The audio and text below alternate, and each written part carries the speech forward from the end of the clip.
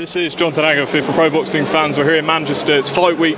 Khan against Brook this Saturday night. I'm joined by Spencer Oliver.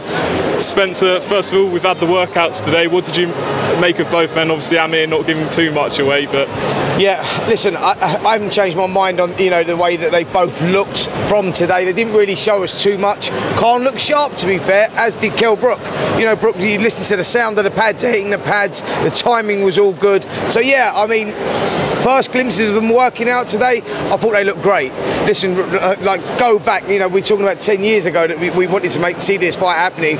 We've got it now, but I still think they're at the same same levels of their career now as they was 10 years ago. So for me, the fight is still as exciting.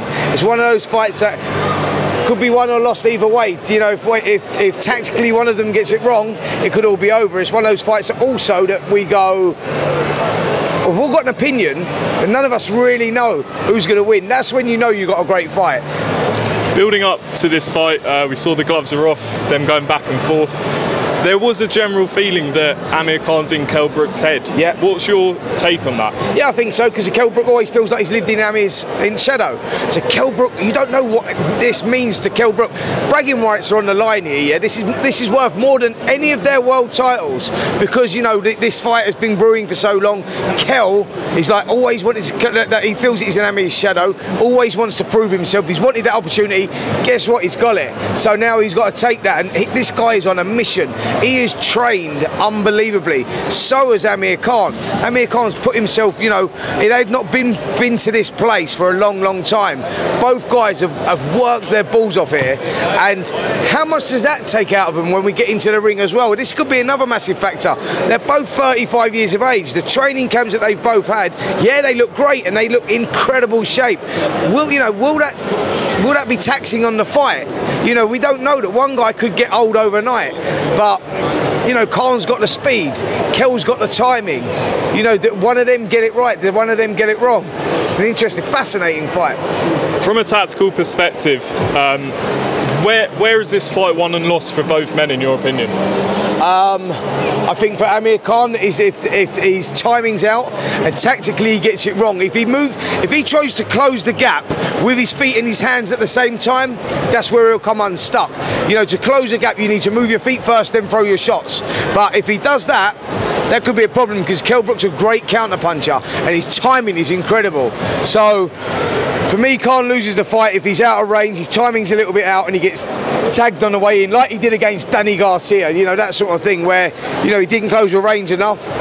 And for Kell Brook, it could be one of those that he just gets old overnight. And if he doesn't quite nail it early on, and he allows Khan to get into a rhythm, and Khan can establish that jab early, Kell's in big trouble. Also, if the fight goes late, how will the eye sockets hold up? Both eye sockets have been broke. That'll play a psychological factor when you get late into the fight. So, loads of ways this fight can be won and lost. That's why we're so intrigued. Brook, we last saw him out against Terence Crawford. I think most people agree he had a good first two rounds, and then, once Terence Crawford landed, we haven't really seen Kell Brook lose a fight in that manner. But with Amir Khan, we haven't seen him for over 2 years now.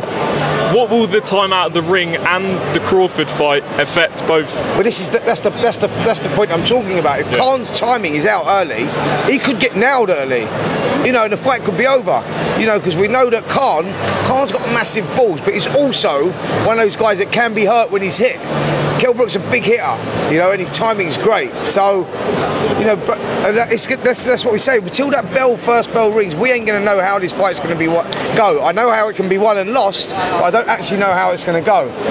Amir might come out and he might roll back the ears, and he might establish a jab early, and he might try and take Brook into later rounds and systematically break him down, beat him up, and win the contest. Or Kell could take him out in fashion early.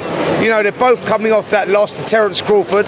Khan in 4, Khan in 6, and Kell in 4. And I think going on that performance, Khan weren't there. He weren't establishing his jab. The jab was non-existent, and he slowly got broken up and beaten up.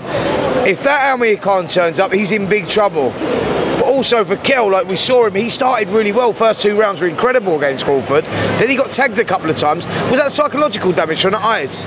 I don't know. We're going to find that out. Look, this is all the things that we've got going on in this contest. So many moving parts. That's why we're so interested. And just finally, whoever wins the fight, do you see them continuing? We hear there might be a rematch clause, but do you see the winner and loser continuing? We've got one of those unique situations that where does the winner go from here?